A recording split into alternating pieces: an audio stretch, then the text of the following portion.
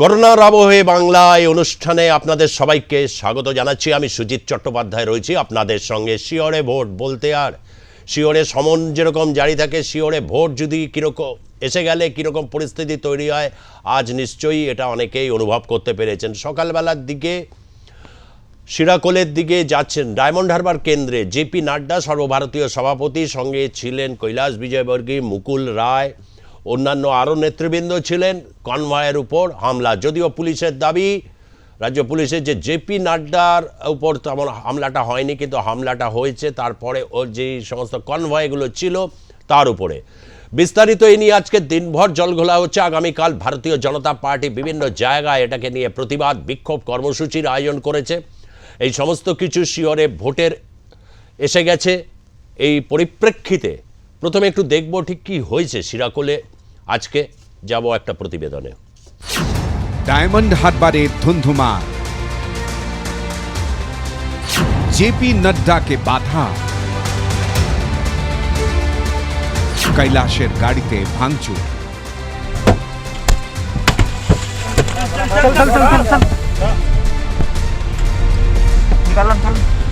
হামলার আশঙ্কা আগে থেকেই ছিল। আশঙ্কা যে এভাবে সত্যি হবে তা বুঝতে পারেননি শীর্ষ বিজেপি নেতৃত্ব। ডায়মন্ড হারবারে ঢোকার আগেই কৈলাস বিজয়বর্গীয় গাড়ি লক্ষ্য করে শুরু হয়ে যায় ইট বৃষ্টি।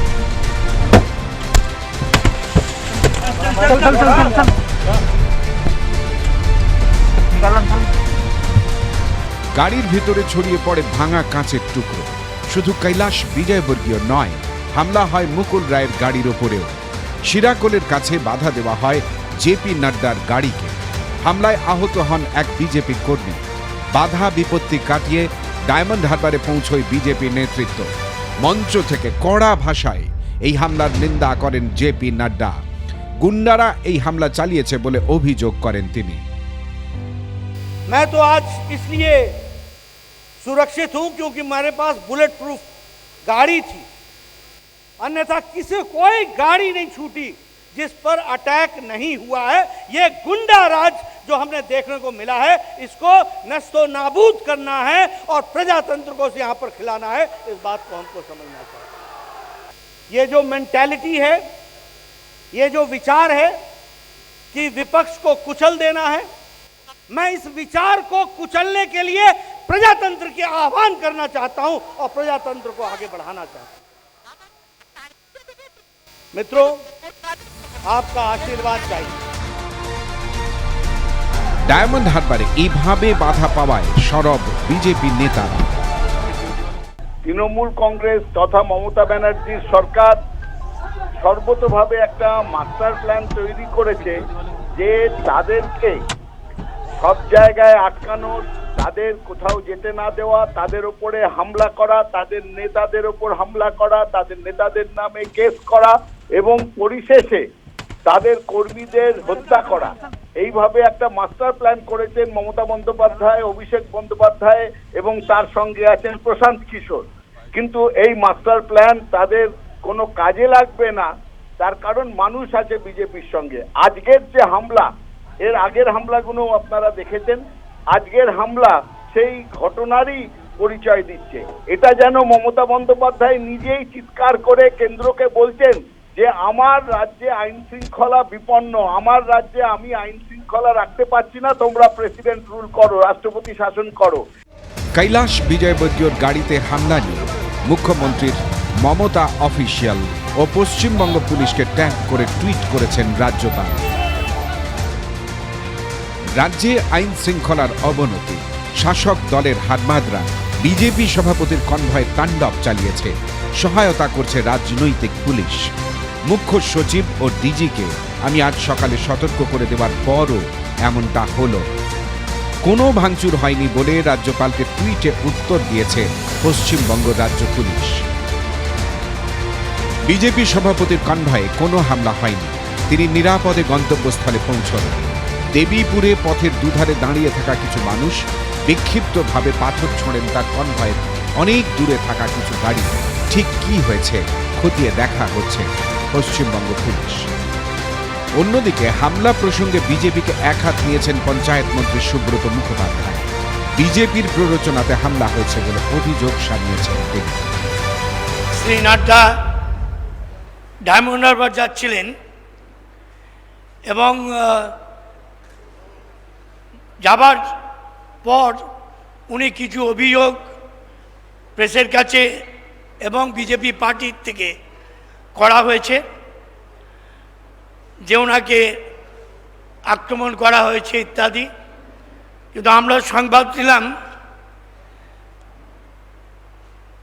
যে উনি যখন যাচ্ছিলেন গাড়ি থেকে ওনার লোকজন নানা রকম ভিডিও করে একটা প্রভোকেশন ইচ্ছাকৃতভাবে তৈরি করা হচ্ছিল এবং পরবর্তীকালে যে ঘটনাগুলো ঘটেছে সেগুলো পরিকল্পনা মাফিক ঘটানো হয়েছে। রাজ্য প্রশাসনের সঙ্গে রাজভবনের সংঘাত গত 1 বছরে কয়েক গুণ বেড়েছে। এই সংঘাত যে আরো বাড়বে প্রতিদিন বিভিন্ন ইস্যুতে টুইট করে বুঝিয়ে দিচ্ছেন রাজ্যপাল। বিজেপি সভাপতির রাজ্য সফরেও সেই সংঘাত চরমে উঠল। বিশ্বজিৎ পাল, স্বর্ণেন্দু দাসের রিপোর্ট, আর+ নিউজ। একদিকে যখন ভারতীয় জনতা পার্টির নিয়ে যখন ডায়মন্ড হারবারে ধুন্ধুমাস, শিরাকোলে কি ঘটনা হয়েছে আপনারা দেখলেন, সেখানে যে গাড়ির উপর কৈলাস বিজয়বর্গীয়র উপর এসে ইট পড়েছে, তদন্ত চলছে। অভিষেক বন্দ্যোপাধ্যায় স্ট্রেট বলেছেন এটা মানুষের ক্ষোভের বহিঃপ্রকাশ। মমতা বন্দ্যোপাধ্যায় বলেছেন শিরাকোলে কিছুই হয়নি। এরকম একটা পরিস্থিতির মধ্যে দিয়ে রয়েছে। কিন্তু আজকে একটা খুব গুরুত্বপূর্ণ দিন। 10 বছরের তৃণমূল কংগ্রেস সরকার ঠিক কী কী করেছে রিপোর্ট কার্ড তারা পেশ করেছে, জনসমক্ষে রিপোর্ট কার্ড নিয়ে এসছে আজকে, এবং সেই রিপোর্ট কার্ড নিয়ে বঙ্গধ্বনি, যে বাংলার ধ্বনি বলে সেটা সমস্ত বাড়িতে বাড়িতে নিয়ে যাবে যে এই কাজ আমরা সম্পন্ন করেছি। কি আছে এই রিপোর্ট কার্ডে 10 বছরে, একটা তার সংক্ষিপ্ত রূপ আপনাদের সামনে তুলে ধরছি। তৃণমূলের রিপোর্ট কার্ড। অর্থনীতি, বাংলার মানুষের মাথাপিছু গড়ায় 2 গুণের বেশি। 2010-এর আয় ছিল 51,543 টাকা, 2019-এ তা বেড়ে হয়েছে 1,09,491 টাকা। জিডিপি 4.51 লক্ষ কোটি থেকে বেড়ে 6.90 লক্ষ কোটি। শিক্ষা, ক্রীড়া ও সংস্কৃতি খাতে বাজেট প্রায় 3 গুণ বৃদ্ধি। কন্যাশ্রী প্রকল্পে 67 লক্ষ যুবতীকে 6,720 কোটি টাকা আর্থিক সহায়তা।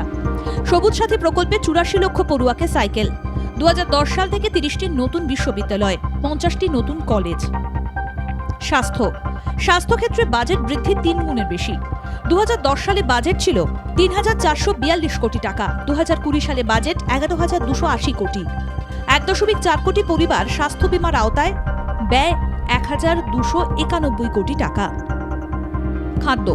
খাদ্যসাথী প্রকল্পে 9.5 কোটি মানুষের খাদ্য সুরক্ষা নিশ্চিত। আবাসন, বাংলা আবাস যোজনায় 39,000 কোটি টাকা ব্যয়। নির্মল বাংলা প্রকল্পে 82.6 লক্ষ শৌচালয় নির্মাণ। বিদ্যুৎ, সড়ক এবং জল, 2011 সালে 95.3 লক্ষ পরিবারকে বিদ্যুৎ সংযোগ। গত 1 দশকে 1,18,128 কিলোমিটার নতুন ও গ্রামীণ সড়ক তৈরি। কৃষিক্ষেত্রে বাংলার বাজেট 5 গুণ বৃদ্ধি। 2010-2011 বাজেট ছিল 2,274 কোটি, 2020-2021-এ বাজেট 10,648 কোটি টাকা। নারী ক্ষমতায়ন, রূপশ্রী প্রকল্পের আওতায় 6.5 লক্ষ মহিলা, 1,629 কোটি টাকা ব্যয়। পঞ্চায়েতে মহিলাদের সংরক্ষণ বৃদ্ধি, গ্রামীণ মহিলাদের 38,914 কোটি টাকার ঋণ। তফসিলির ক্ষমতায়ন, গত 10 বছরে কল্যাণমূলক প্রকল্পে বাজেট 2 গুণ বৃদ্ধি। বাজেট বৃদ্ধি পেয়ে 2,024 কোটি বেশি হয়েছে। কর্মসংস্থান, 10 বছরে 1,63 লক্ষ মানুষকে কর্মসংস্থান। সামাজিক সুরক্ষা যোজনার আওতায় 1,834 কোটি ব্যয়। 10,939 কোটি ব্যয় করে প্রবীণ নাগরিক, বিধবা এবং প্রতিবন্ধীদের মাসিক ভাতা। ব্যুরো রিপোর্ট, আর+ নিউজ। বিতর্কে যাব।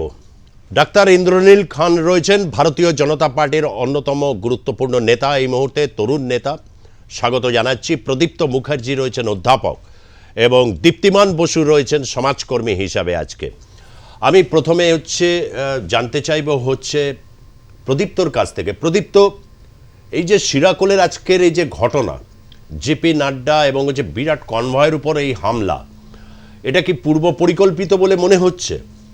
এবং এই হামলা কি সত্যিকারের কি খুব একটা বাংলার গণতন্ত্রের উপর যে একটা নিরন্তর একটা আঘাত আসছে, বাংলায় গণতন্ত্র নেই, ভারতীয় জনতা পার্টি বারবার প্রচার করছে, এটা কি তাতে কি আরো বেশি পুষ্টি যোগান দেবে?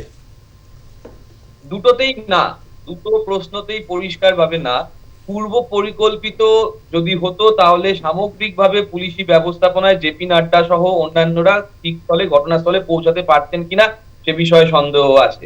আর বাংলার গণতন্ত্র নিয়ে যারা প্রশ্ন করছেন, যে দল প্রশ্ন করছেন, যারা বাংলাকে সোনার বাংলা করে গড়ে তুলবেন বলছেন, তারা এখনো আসামে সোনার আসাম গড়ে তুলতে পারেননি, ত্রিপুরায় সোনার ত্রিপুরা গড়ে তুলতে পারেননি, গুজরাটে পারেননি উত্তরপ্রদেশে এবং অন্যান্য যে রাজ্যে তারা ক্ষমতায় আছেন তারা সেখানে সোনার কিছুই করতে পারেনি, সর্বোপরি সোনার ভারতও করতে পারেনি।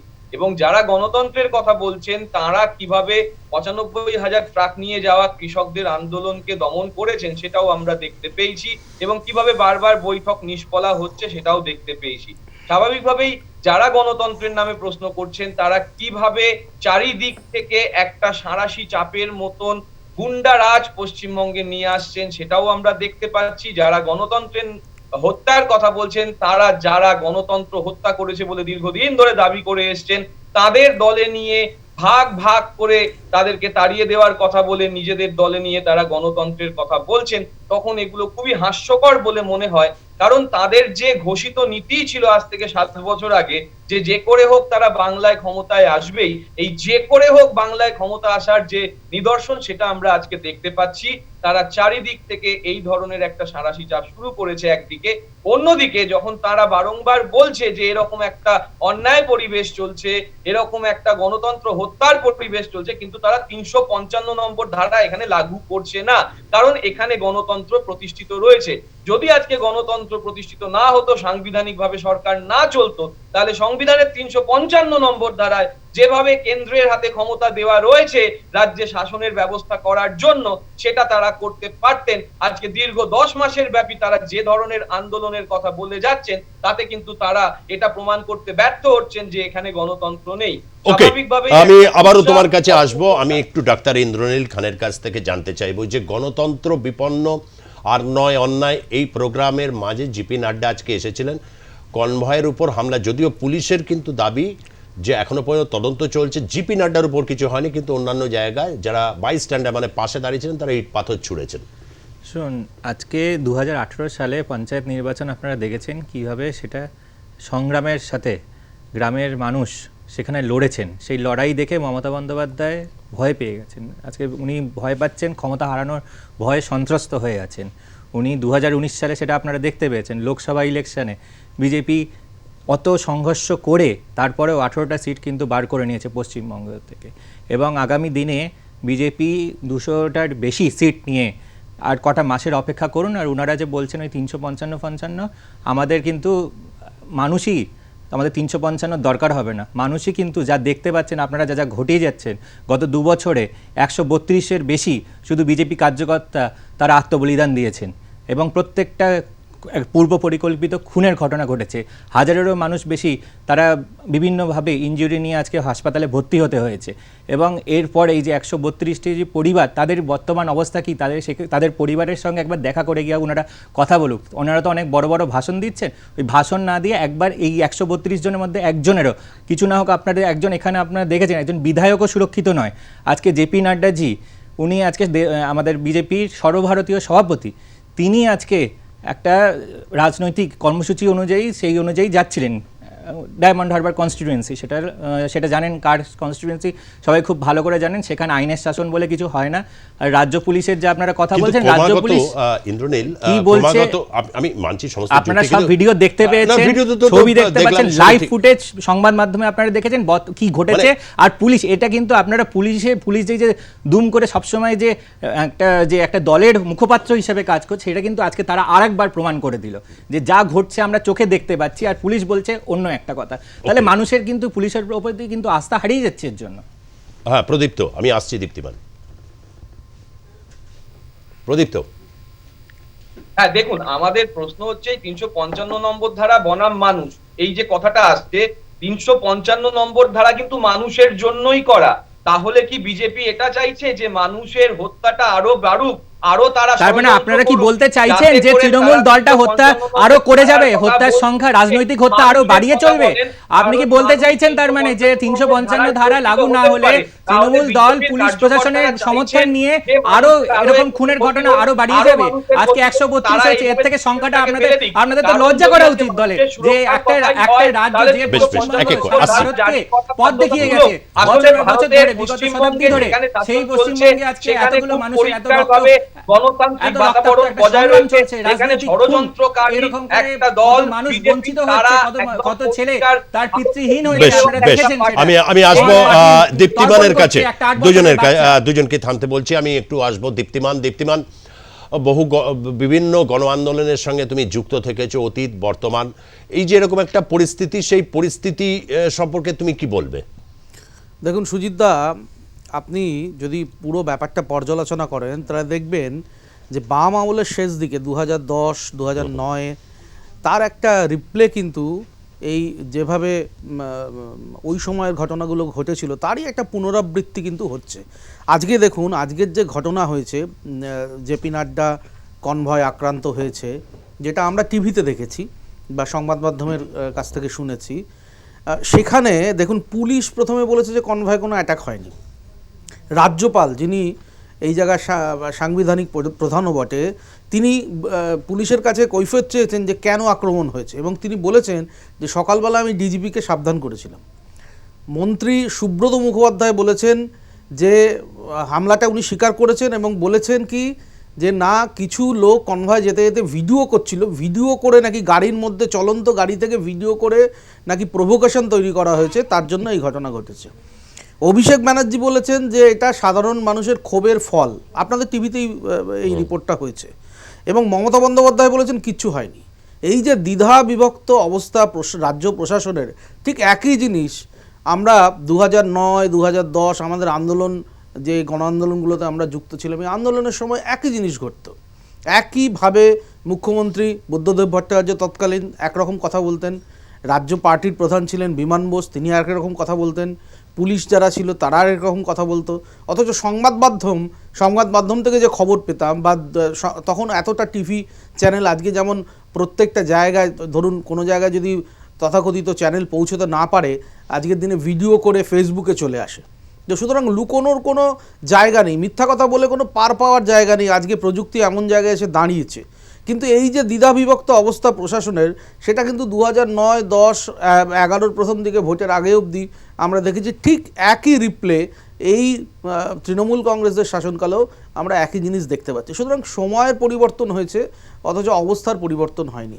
একটা জিনিস অবস্থার পরিবর্তন বলতে কি তুমি শুধু গণতান্ত্রিক বা এই প্রশাসনিক অবস্থার কথাই বলতে চাইছো? না, প্রশাসনিক অবস্থা এবং গণতন্ত্রে প্রত্যেকের যে পার্টিসিপেশন, দেখুন গণতন্ত্রের বিরোধিতা থাকবে, আবার আমার দলের লোকদেরও কথা বলতে দিতে হবে, দুপক্ষই থাকবে, কিন্তু তার মধ্যে রক্তপাত কেন থাকবে, তার মধ্যে মারামারি কেন থাকবে, তার মধ্যে হানাহানি কেন থাকবে, তার মধ্যে ভাঙচুর কেন থাকবে? কেন আমরা আজকে এই 2021 এসেও আমরা কেন সেই পুরনো মান্ধাতা আমলের রাজনৈতিক কনসেপ্ট থেকে বেরিয়ে আসতে পারবো না, যে বাংলা একসময় সারা ভারতবর্ষকে পথ দেখিয়েছিল বিভিন্ন ক্ষেত্রে? কিন্তু আমার কথা হচ্ছে যে রাজনৈতিক মতভেদ থাকতে পারে, বহু যুগ আগে রাজনৈতিক মতভেদ থাকতে বহু পারে, যুগ আগে বাংলা পথ রাজনৈতিক দেখিয়েছিল। মতভেদের পথ এরকম হিংস্র হবে কেন? আমরা এর মাধ্যমে আমাদের যে নতুন প্রজন্ম যারা আজকে বেড়ে উঠছে, আমাদের ঘরে যে নতুন প্রজন্ম বেড়ে উঠছে, তাদেরকে আমরা কি শিক্ষা দিচ্ছি রাজনৈতিক লেগোদের কাছে, এই প্রশ্ন জিজ্ঞেস করতে ইচ্ছা। আমি প্রদীপ্তর কাছে আসবো। প্রদীপ্ত, রাজনৈতিক ক্ষেত্রে বা গণতন্ত্রের প্রশ্নে তৃণমূল কংগ্রেসের উপর, অথচ একই দিনে যেদিন এই ঘটনা ঘটছে সেই দিনই রিপোর্ট কার্ড বেরোচ্ছে 10 বছরের খতিয়ান, জনসমক্ষে এটা নিয়ে বিতর্ক হবে, অত টাকা তাহলে এটা কেন হলো না, এটা কেন, টাকাটা কোথায় গেল, ওই বিতর্কের কথা আমি বলছি না। একটা রিপোর্ট কার্ড এলো, যখন রিপোর্ট কার্ড দেওয়ার মতো যখন একটা সাহস সরকার দেখিয়েছে, তাহলে এই যে গণতন্ত্রের প্রশ্নে রাজ্যটাকে আরেকটু যদি হিংসামুক্ত করার একটা সদিচ্ছা কেন দেখানো যাবে না, এই প্রশ্নটা কিন্তু ওঠাটা খুব স্বাভাবিক। প্রদীপ্ত, খুবই স্বাভাবিক প্রশ্ন। এই প্রশ্নটা স্বাভাবিক এই কারণেই যে আজকে গণতান্ত্রিক বাতাবরণ রক্ষা করার দায়িত্ব কিন্তু যৌথ। এটা কিন্তু একমাত্রিক নয়, এটা বহুমাত্রিক এবং যৌথ দায়িত্বের প্রশ্ন। এই যৌথ দায়িত্বের প্রশ্নে আমি একটা কথা প্রসঙ্গত বলি যে দীপ্তিমান বাবু বললেন যে পরিস্থিতি একই রকম কেন হচ্ছে 9 এবং 20, তাহলে আর পরিস্থিতি একই রকম যদি হয় তাহলে আমি প্রশ্ন করব যে না, পরিস্থিতি একরকম নয়। কারণ 2009 সালে কেন্দ্রে যে সরকার ছিল সেই সরকার ছিল জোট সরকার। বর্তমানে যে সরকার কেন্দ্রে আছে সে সংখ্যাগরিষ্ঠ সরকার।